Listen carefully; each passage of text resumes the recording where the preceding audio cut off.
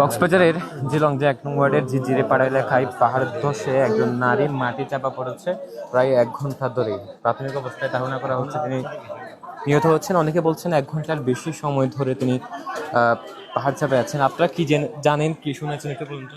আমরা আমাদের এলাকার মধ্যে অবস্থান করছিলাম, তাৎক্ষণিক আমরা অবস্থান করছিলাম। কালকে আমাদের একটা ত্রাণ দেওয়ার একটা প্ল্যান ছিল, ওইটা নিয়ে আমরা কাজ করতেছি। ঠিক তন্মধ্যে আমাদের এখান থেকে ঝিরঝিরিপাড়া থেকে একজন খবর দিছে এখানে পাহাড় ধস হয়ে একজন মহিলা মাটি চাপা পড়ে গেছে। তাৎক্ষণিকভাবে আমরা এখানে উপস্থিত হই, সাথে সাথে আমরা উপস্থিত হই। তখন সাথে সাথে ফায়ার সার্ভিস আছে, তখন ওনারা তাদের উদ্ধার কাজ শুরু করে এবং সাথে এলাকার যে মানুষজন ছিল তারাও তাদের সাথে কাজ করতে থাকে। এখন প্রায় আপনার ১.৫ ঘন্টা মতো হবে ওনারা উদ্ধার কাজ চালাচ্ছে। এখন আমরা তো দেখতে পাচ্ছি ইতিমধ্যে উদ্ধার কাজ সম্পূর্ণ হচ্ছে। হ্যাঁ, ওনাকে পাওয়া গেছে। ওনার বাড়ি ছিল? হ্যাঁ, এটা ওনার বাড়ি ছিল। উনি মেবি আমরা যতটুকু শুনছি উনি রান্নাঘরের মধ্যে কাজ করতে আসছিল ঠিক তখনই। তো উপরে এখানে যে পাহাড়টা দেখতে পাচ্ছেন, এখানে পাহাড় ধসে ওনার এই ইয়ার মধ্যে পড়ে, রান্নাঘরের মধ্যে পড়ে।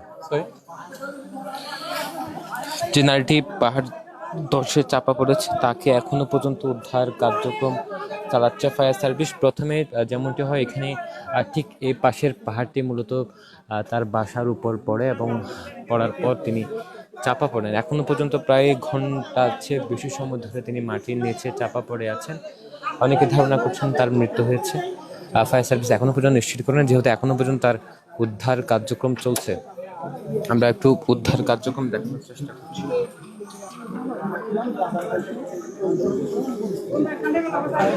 দেখছি ফায়ার সার্ভিস এখনো পর্যন্ত উদ্ধার কার্যক্রম চালাচ্ছে। প্রায় ১ ঘন্টার বেশি সময় ধরে এখনো মাটির নিচে চাপা পড়ে আছেন। পাশে যে পাহাড়টি, সেই পাহাড়টি মূলত ধসে পড়ে এখনো পর্যন্ত ঝুঁকিপূর্ণ অবস্থানে আছে পাহাড়টি। এবং এর যেমনটি হয় বৈরী আবহাওয়ার কারণে কক্সবাজারে একের পর এক ঘটনা ঘটছে। উখিয়ার রোহিঙ্গা ক্যাম্পে পৃথক 4টি ঘটনায় প্রায় 16 জনের অধিক মারা গিয়েছেন শিশুসহ। একটি ঘটনায় মাদ্রাসায় পড়ে প্রায় একসাথে 8 জন নিহত হয়ে এবং কক্সবাজার শহরের সাত্তারগুনা নামক এলাকায় সেখানেও একজন নিহত হয়। এরপর পৃথক কিছু ঘটনা ঘটে, পেকুয়াতেও এমন ঘটনা ঘটে। এখন ঝিরঝিরিপাড়া নামক এলাকা, ঝিলংজা 1 নং ওয়ার্ডের ঝিরঝিরিপাড়া নামক এলাকায়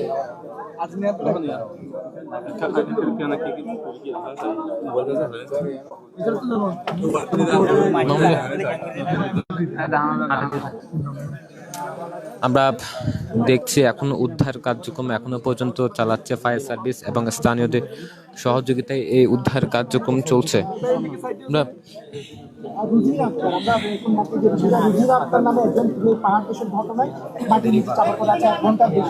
যিনি এখনো পর্যন্ত 1 ঘন্টার বেশি সময় ধরে পানির নিচে চাপা পড়ে আছেন তার নাম রুজিনা আক্তার। তার বাড়ি ছিল এবং বাড়িতে তিনি রান্না করে ব্যস্ত ছিলেন এবং ওই সময় বাড়ির পেছনে থাকা পাহাড়টি বাড়ির উপর পড়ে ওই সময় তিনি চাপা পড়েন।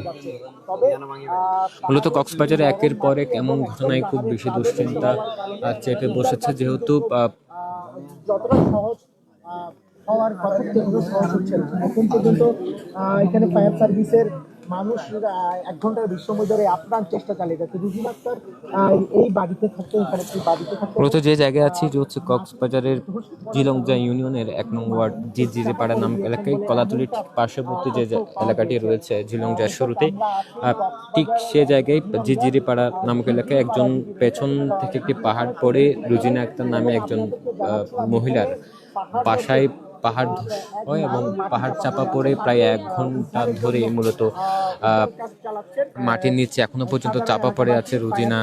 এবং এখনো ফায়ার সার্ভিস এবং সাধারণ মানুষ উদ্ধার কার্যক্রম চালাচ্ছে। এখনো পর্যন্ত 1 ঘন্টার বেশি সময় ধরে হলেও এখনো পর্যন্ত তাকে উদ্ধার করা যাচ্ছে না, যদিও ফায়ার সার্ভিস বলছে আপ্রাণ চেষ্টা করছে তারা, যেহেতু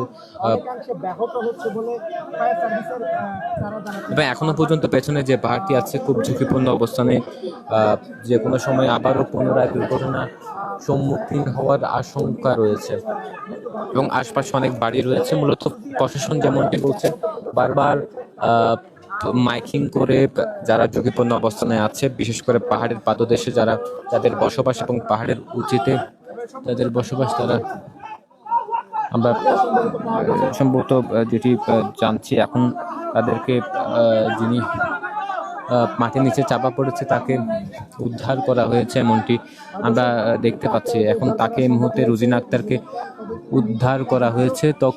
তবে ফায়ার সার্ভিস এখন বলছে, ফায়ার সার্ভিস এবং সাধারণ মানুষ যেমনটি তার ধারণা করছে, প্রায় 1 ঘন্টা ধরে মাটির নিচে চাপা পড়ে আছে, হয়তো তার মৃত্যু হতে পারে। এখন আশপাশের স্বজন হাজারি আমরা দেখতে পাচ্ছি।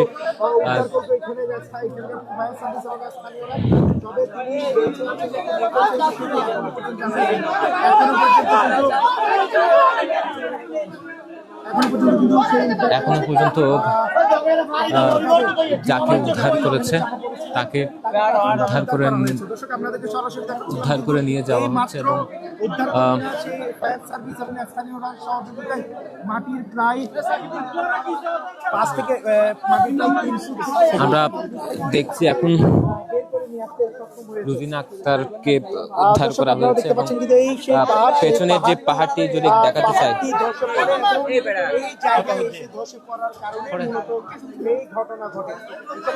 বাসা ছিল। আমরা প্রাথমিকভাবে যে বিষয়টি জানতে পারি এই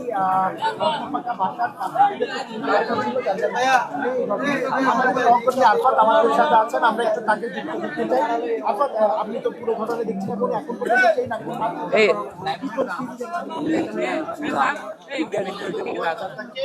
ঠিক এই জায়গায় মূলত এই বাড়িটির পেছনের যে রান্নাঘর ছিল, রান্নাঘরের পেছনে থাকা একটি পাহাড়, সে পাহাড়টি এখানে এসে পড়ে এবং এখান থেকেই মূলত রুজিনা আক্তার, যিনি মাটির নিচে চাপা পড়েছেন, তাকে উদ্ধার করা হয়েছে। ফায়ার সার্ভিস এবং স্থানীয়রা মিলে মূলত তাকে উদ্ধার করে।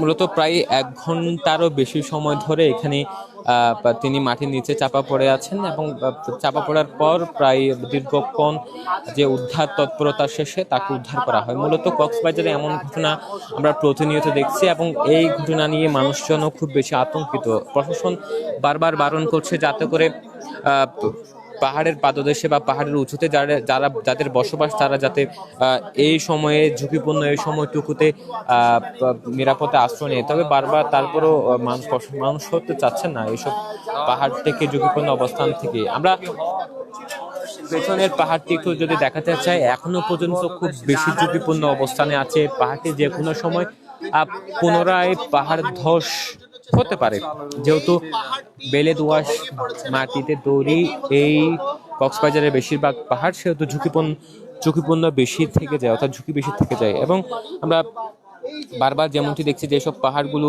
ধসে পড়ছে, বেশিরভাগই বেলে দোআঁশ মাটি এবং এই মাটিগুলোতেই মূলত বেশি পাহাড় ধস হয়। আমরা যে জায়গাটি এখন দাঁড়িয়ে আছি সামনে দেখানোর চেষ্টা করছি, ঠিক সেই জায়গায় মূলত পাহাড় ধস হয়েছে এবং একজন নারী রুজিনা আক্তার তিনি মাটি চাপা পড়েন। মাটি চাপার পর প্রায় 1 ঘন্টারও বেশি সময় ধরে উদ্ধার কার্যক্রম চালানোর পর তাকে উদ্ধার করা হয়েছে।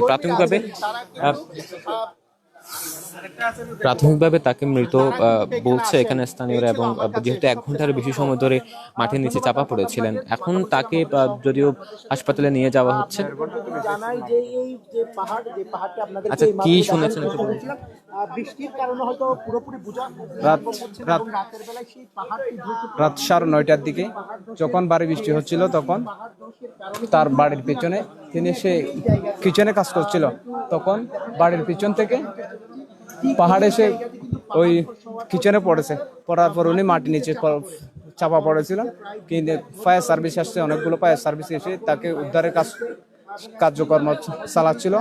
দীর্ঘ 1.5 ঘন্টারও বেশি সময় ধরে তিনি মাটির নিচে ছিল। এই মুহূর্তে উদ্ধার কাজ সম্পন্ন হয়েছে। স্থানীয়রা এবং ফায়ার সার্ভিসরা মৃত বলে ধারণা করতেছে, কিন্তু পরবর্তী এখনো সে মৃত কিনা হাসপাতালে কিংবা নিয়ে যাওয়ার পরে সম্পন্ন হবে মৃত কি জীবিত। আমরা ঠিক সেই জায়গাটি আবারও দেখানোর চেষ্টা করছি। একটু বলবেন যে কি হয়েছে, কি শুনেছেন একটু বলবেন।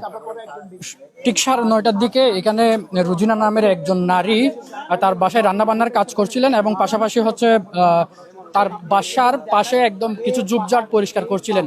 ঠিক সেই সময়ে তার বাসার অপোজিটে থাকা পাহাড়টি ধসে পড়ে এবং ধসে পড়লে তিনি সেই ধসে পড়া মাটিতে চাপা পড়ে এবং চাপা পড়ার এক পর্যায়ে যখন খবর হয় এবং ফায়ার সার্ভিসকে প্রতিবেশীরা খবর দেয় এবং ফায়ার সার্ভিসরা আসার পর প্রায় ঘন্টাখানেক উদ্ধার কার্যক্রমের পর তাকে উদ্ধার করতে সক্ষম হয় এবং উদ্ধার করে তাকে কক্সবাজার সদর হাসপাতালের উদ্দেশ্যে নিয়ে যাওয়া হয়েছে। তবে তার এখনো কি তিনি বেঁচে আছেন বা মারা গেছেন কিনা এটি এখনো নিশ্চিত করে বলা যাচ্ছে না। আচ্ছা, এই চন্দ্রিমা এবং জিজিরিকুয়া এইসব জায়গার মধ্যে এখনো ঝুঁকিপূর্ণ বসবাস আছে কিনা, প্রশাসন এখানে মাইকিং করেছে কিনা? প্রশাসন তো বারবারই নির্দেশনা দিচ্ছে, বাট এটা যদি কার্যকরীভাবে ব্যবস্থা না নেওয়া হয় তাহলে এমন ঘটনা আরো ঘটবে বলে আমি ব্যক্তিগতভাবে মনে করছি। জেলা প্রশাসক থেকে শুরু করে ইউনু একদম প্রশাসন যদি কঠোর না হয় তাহলে এভাবে মৃত্যু একের পর এক মৃত্যু এভাবে টেকানো যাবে বলে আমার সম্ভব হচ্ছে না। কারণ প্রশাসন যতই নির্দেশনা দেখ না কেন এখানের স্থানীয় যারা পাহাড়ের পাদদেশে যারা বসবাস করছেন তারা সচেতন হওয়া জরুরি এবং সেই সাথে জেলা প্রশাসকের আরেকটু বেশি কঠোর হওয়া প্রয়োজন বলে আমি মনে করছি। না হয় যে কক্সবাজারে এই পর্যন্ত প্রায় পাহাড় দেশে আমরা গত কয়েকদিন আগে এই যে এলাকার পাশে দরিয়ানগরেই একই ঘটনার পুনরাবৃত্তি ঘটছে। তার মানে এই যে কার্যকর ব্যবস্থা হচ্ছে না, যার কারণে বারবার এই যে প্রাণহানি ঘটছে বলে মনে করছি পাহাড় দেশে। পাহাড়ধসের মৃত্যুর সংখ্যা ক্রমশই বাড়ছে এবং এই মৃত্যুর মিছিল এখনো পর্যন্ত থামানো যাচ্ছে না। প্রশাসন বারবার কঠোর অবস্থানে যাওয়ার ঘোষণা দিলেও কার্যত মাঠ পর্যায়ে কোনো ফলাফল এখনো পর্যন্ত দেখা যাচ্ছে না। যদিও ঠিক পাশের এলাকা বড়ছড়া এলাকায়